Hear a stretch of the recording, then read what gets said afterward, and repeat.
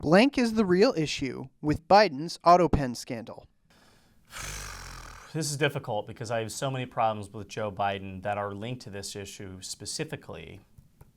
But I think really he's not the problem. So I'll say nothing is the problem with Joe Biden's autopen use. I disagree with the use of scandal, even though I told our super producers to use it.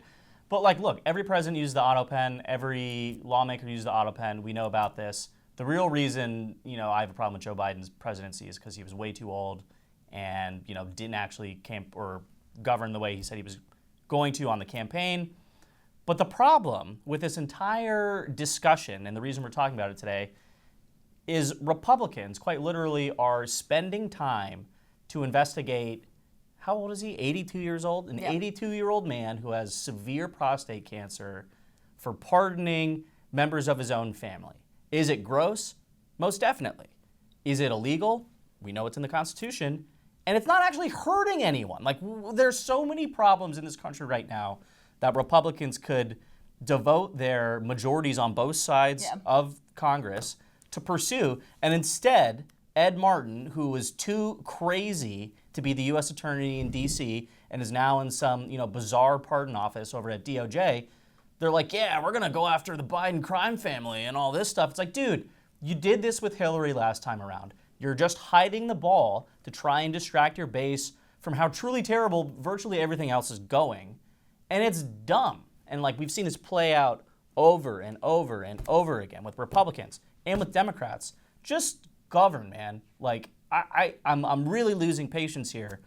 Work on the issues that actually matter, that are negatively impacting people, or in an avenue where you have real hopes of improving the situations of Americans across the country. No one cares about investigating this senile old man. Just do better. Okay, not to sound like a parody of myself, but the real problem is the media.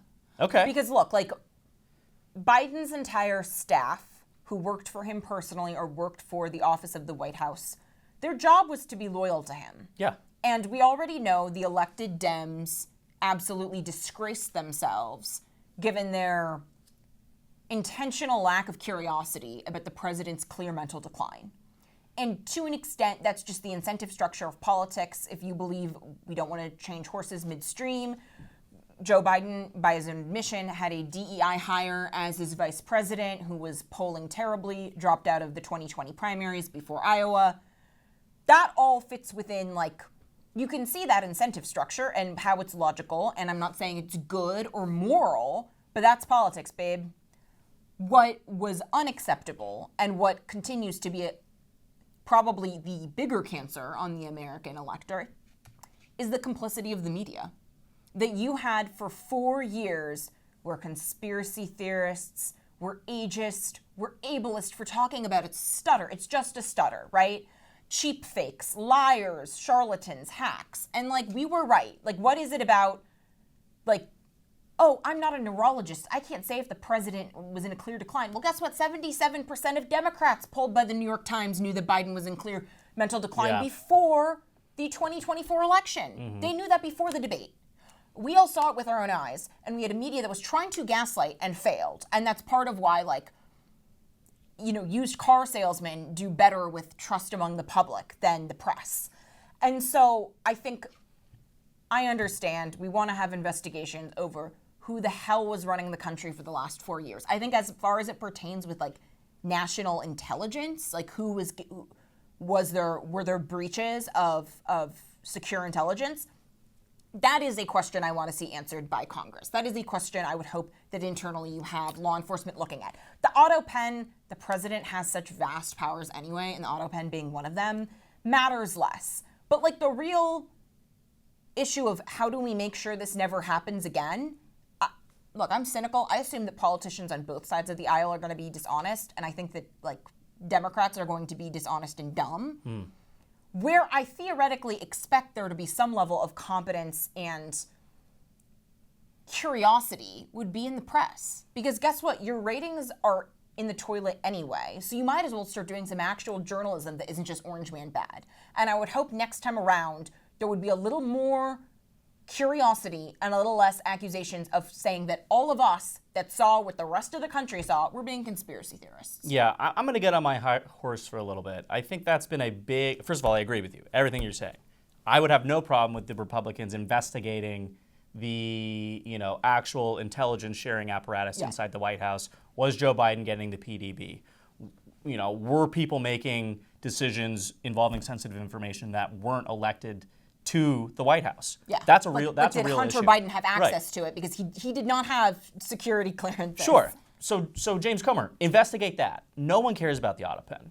Moving on, though, I think I would actually disagree with your claim that the media failed at covering up Biden's health, whatever you want to call it.